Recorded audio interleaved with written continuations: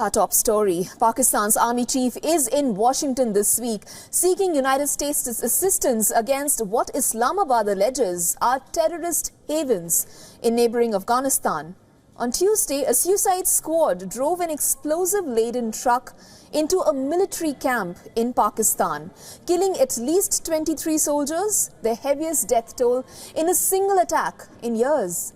Now, General Asim Munir is trying to convince the United States officials that militant groups such as Tehreek-e-Taliban Pakistan pose a threat not only to Islamabad but also to Washington and global security. On Wednesday, a Pakistani official proposed drone bases to the United States.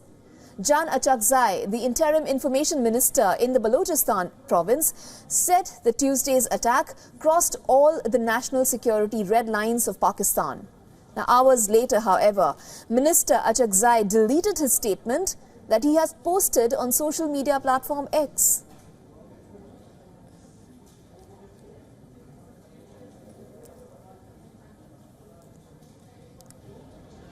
A Pakistani Taliban group, the Tehreek-e-Jihad Pakistan, which has emerged recently to claim several big bombings, claimed Tuesday's military base camp attack.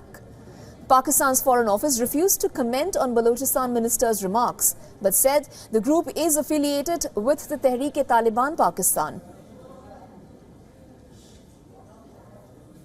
Pakistan has seen an increase in militancy since the Afghan Taliban returned to power in 2021.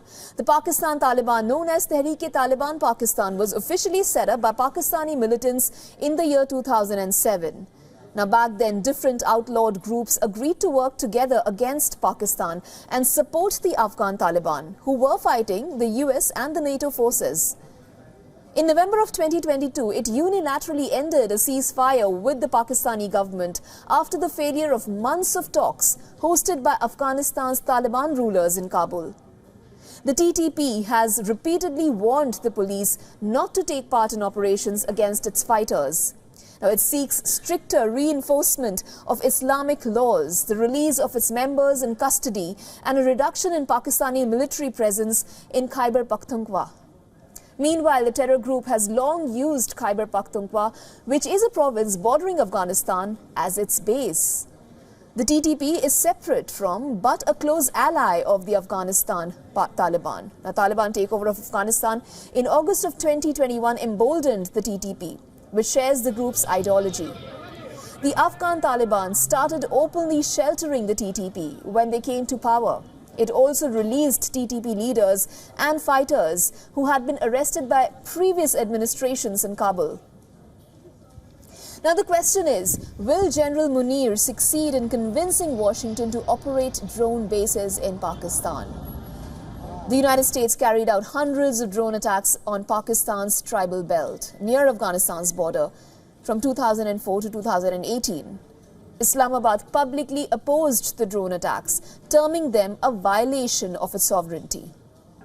Many, however, believe Washington had tacit support from Islamabad for the drone strikes. For more on this, our Pakistan Bureau Chief Anas Malik has sent us this report from Islamabad. Listen in.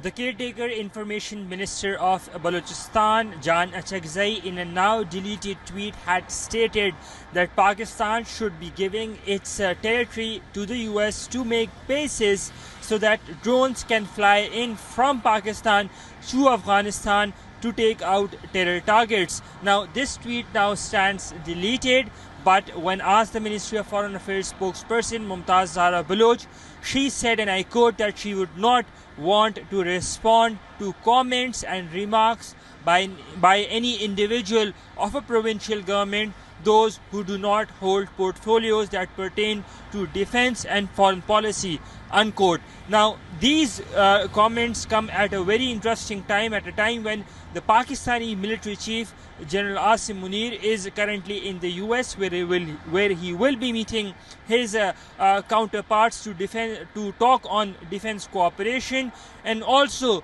in the backdrop of the recent terror attack in DI Khan that was claimed by the Tehreek-e-Jihad Pakistan. Anas Malik in Islamabad, Pakistan for WION World is One.